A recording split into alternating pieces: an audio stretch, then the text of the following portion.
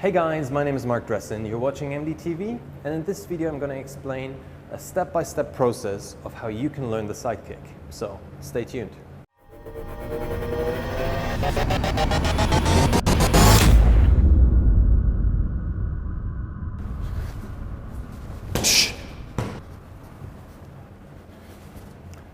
Okay, welcome back. So, let's get right into it.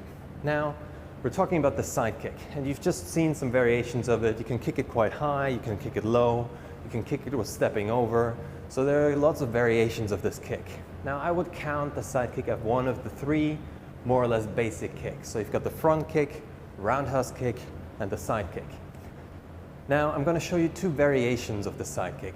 Variation one is when you stand upright, and if the punch bag is my target, I already stand sideways to it, because that way I don't need to care about my hip movement and get that into the right position. So all I do from here, I already look into that position, just lift my knee up and basically kick to the side into the side kick. The second one, I'm going to go into more details in just a second. Now, the second one is actually if you start with your back leg and now you're sort of twisting into the side kick. These are the two variations. Now let's have a look at these in a bit more of detail. Now, obviously you don't have to kick up here first. All we start off with is sort of kicking the motion onto the floor, yeah? Without turning the leg on the floor first. So just lift your knee up and you kick down to the side, lift your knee back up and back down. Arms, knee, kick, knee, and back down. Next step would be knee up, I turn the foot on the floor, and then I extend to the side, okay? So, knee up, extend the foot on the side, turn it sort of 90 degrees, and what happens automatically, my upper body shifts, my hip shifts, I look into that direction, ideally my upper body stays like that, and I kick to the side, and I come back down. After we mastered version 1, we go into 2, and that is I step over, and I go straight into the side kick, and back down. Why is that good? Because I step over, my heel is already pointing in your direction, I just need to lift up my leg and sort of kick out. One more time, so standing here, stepping over, kicking into the target, and back down. Okay, let's have a look at version number 3. Number 3 is the side kick launching out of a fighting stand position. So, hup, like that, or from the side, whoosh, and back out. And from here, and out. That's what we're looking for. Now let's break it down a little bit. I want you to first stand leisurely in your fighting stand position, arms up in front of you, and the first thing you do is you raise your leg up in front of you and all the way back down. Now as you do that, the foot on the floor turns 70 to 90 degrees. Yeah, it turns and we go back down. Have a look from the side. So you lift your knee up, turns on the floor, and back down. Now this serves two purposes. Number one is, as I get my knee up nice and high, it protects me against my opponent in front of me, okay? So from here, if someone wants to kick me somewhere, I'm still protecting myself with whatever is going on, instead of swinging the knee all the way around, like some of you might have been taught like that, bringing it all the way over here, and then swinging it out. Second reason is that as I get my knee up nice and high, the foot on the floor, as it turns, brings my hip forward into the right position to then extend your leg into the side kick. Now, let's have a look of how that works. And by the way, you don't have to kick to your head first. Let's get the technique right. And once we can do it sort of on, knee height, mid leg, then hip, and then we work ourselves up. So again, we bring our knee up nice and high, our foot turns on the floor, and now from here, we extend into the kick and back out.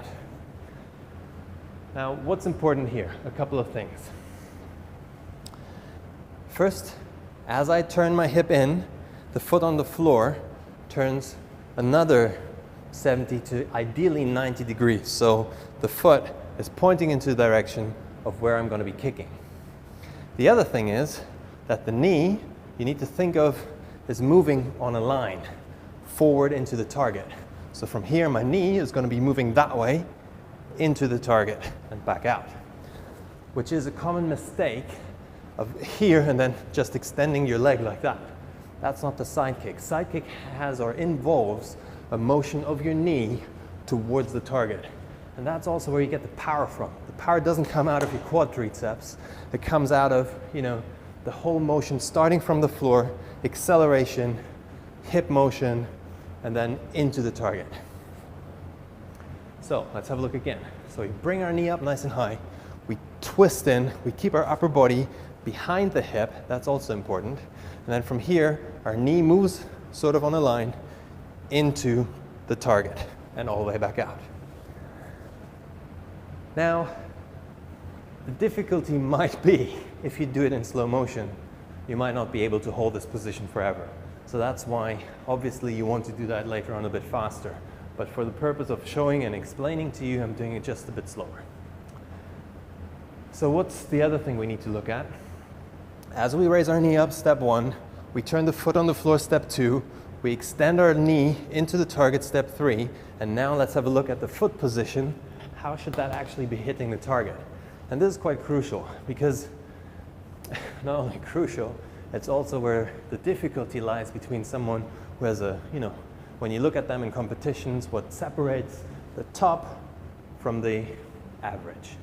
And that is that normally the foot, the side, should be hitting the target like that. It's a bit like a knife cutting through butter and kicking into the target. So from here, and then your feet are slightly pointing downwards, I would say on an angle of 10 degrees, and then you hit into the target. Now that's if you really can control your foot motion as you're standing in the side kick position. That might be difficult at first, so what I would suggest before playing around with that little tweak at the end is step 1, knee up, step 2, turn the hip in, and then as you extend your leg out, you can also try to just kick with your heel first. Okay, that's fine. And then if you sort of, you get the motion of it, then you turn your foot in a bit more into that position where you got the cutting edge. Okay, these are the 3 or 4 steps to get into the side kick. Now we've got 2 more steps, and that is, so step 1, knee up, we turn our hips, step 2, and 3, extend the leg, 4 is your foot is right, and then 5 is now that my upper body is exactly in line of my foot, because the motion I'm bringing with me from actually stepping into the motion and the kick, the force of my upper body should be supporting the actual kick. Rather, and now comes one of the mistakes, is that my upper body stays at the front and sort of swings to the front, a little bit like that. It looks like this. You see people kicking like that. And the thing is, if you think about energy and how it's moving, everything is moving forward, and that is good because that is what we want. We want to translate the forward motion into the most powerful kick we can get.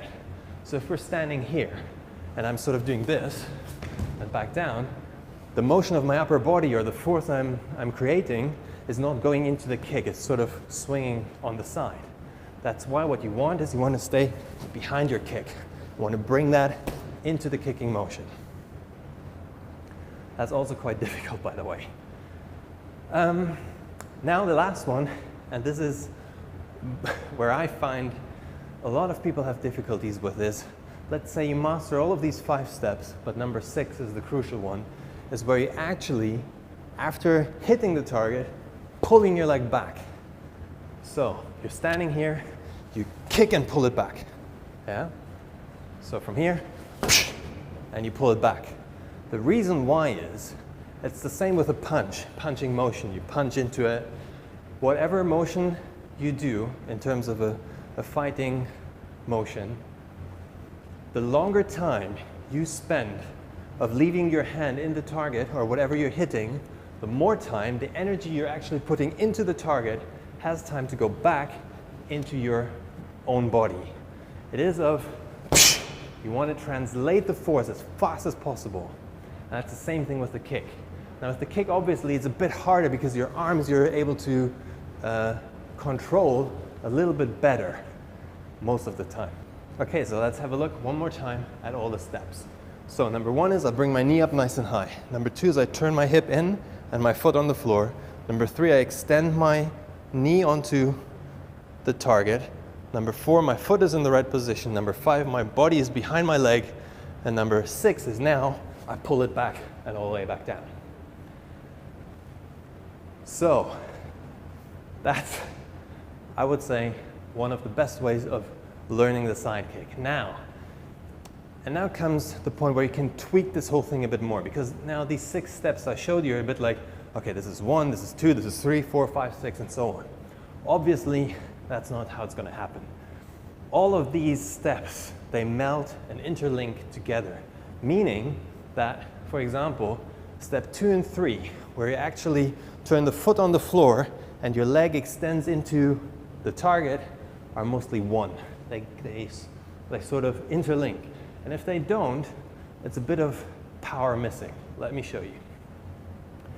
So remember, number one, you bring your leg up, and now if I turn my hip first and then extend my leg, works as well. I get into the side kick motion, but now just have a look how it looks differently if I use number 2 and 3 in one go. So I bring my knee up and then yeah, I turn my hip and extend the leg at the same time. Therefore, I create this force using my hip as it flicks into the right position and my leg extends. What happens is that the energy of pushing my hip forward translates into the leg, right into the target. That's what we're looking for. Okay, great. I mean, I know it's loads to do and loads to think about, but that is how I would teach the side kick. Okay, so this was my little side kick tutorial. I hope you liked it and you learned something. Just leave a comment in the comment box below and let me know how you get on, and maybe you do it differently or have a suggestion of where else you can find some good tutorials. I'd love to hear about it. Now also hit the like button so I know, the more likes I get, I know that this is worth producing. Also make sure you subscribe to my channel, that you get all these updates straight into your inbox. And if you want to stay in touch with me, you find my social media links all somewhere down there. Just check them out as well. And I would say I'll see you in the next video.